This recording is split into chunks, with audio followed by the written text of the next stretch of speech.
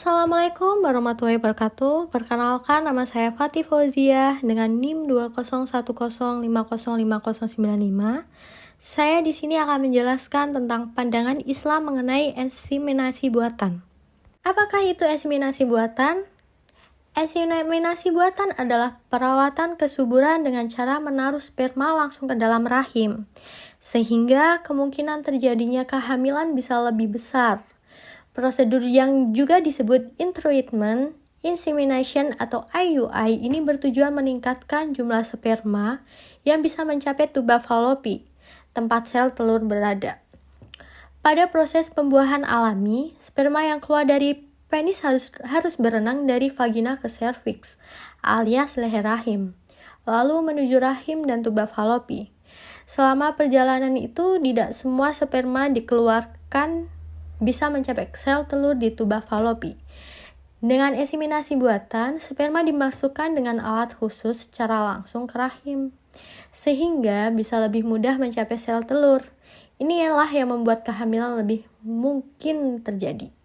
Meski begitu, tingkat keberhasilan inseminasi buatan tidak bisa ditentukan secara merata untuk semua wanita.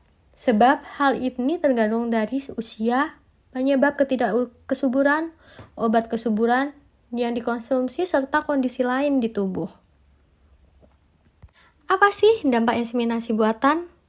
Ya, setiap upaya untuk mencapai keberhasilan selalu memiliki resiko akan terjadinya kegagalan.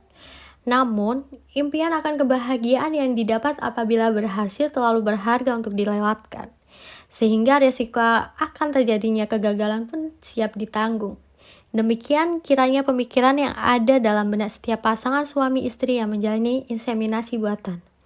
Keberhasilan inseminasi buatan tergantung tenaga ahli di laboratorium.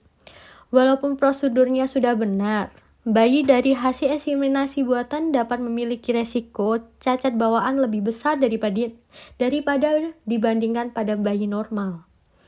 Penyebab dari munculnya cacat bawaan adalah kesalahan prosedur injeksi sperma ke dalam sel telur. Hal ini bisa terjadi karena satu sel sperma yang dipilih untuk digunakan pada inseminasi buatan belum tentu sehat. Dengan cara ini, resiko mendapatkan sel sperma secara genetik tidak sehat menjadi cukup besar. Cacat bawaan yang paling sering muncul antara lain bibir sumbing, Down syndrome, terbukanya kanal tulang belakang, kegagalan jantung, ginjal, dan kelenjar pankreas. Selain itu, pada sekitar 5% dari wanita yang mengalami stimulasi ovarium terjadi kelainan yang disebut sindrom hiperstimulasi ovarium, yang mana pada tingkat derajat berat dan sindrom hiperstimulasi ovarium dapat dilihat dengan adanya gejala seperti nafas menjadi cepat dan dangkal, urin menjadi gelap, nyeri dada, dinding perut menjadi tegang. Seperti diketahui, kemampuan berpikir dan bernalar membuat manusia menemukan berbagai pengetahuan baru. Lalu, apa sih pandangan Islam tentang inseminasi buatan? Manfaat dan akibat inseminasi buatan bisa membantu pasangan suami istri yang keduanya atau salah satunya mandul atau hambatan alami pada suami dan atau istri, menghalangi bertemunya sel sperma dan sel telur. Misalnya, karena tuba falopi terlalu sempit atau ejakulasi terlalu lemah. Akibat atau mafsadah dari bayi tabung percampuran nasab pada Islam sangat menjaga kesucian atau kehormatan kelamin dan kemurnian nasab, karena ada kaitannya dengan kemahraman atau siapa yang halal dan haram dikawinin dan kewarisan. Yang pertama, bertentangan dengan sunatullah atau hukum alam. Yang kedua, inseminasi pada hakikatnya sama dengan prostitusi atau zina, karena terjadi percampuran sperma dan ovum tanpa perkawinan yang sah. Yang ketiga, kehadiran anak hasil inseminasi buatan bisa menjadi sumber konflik di dalam rumah tangga, terutama bayi tabung dengan bantuan donor maupun anak yang sangat unik yang bisa berbeda sekali bentuk dan sifat fisik dan karakter atau mental si anak dengan bapak ibunya.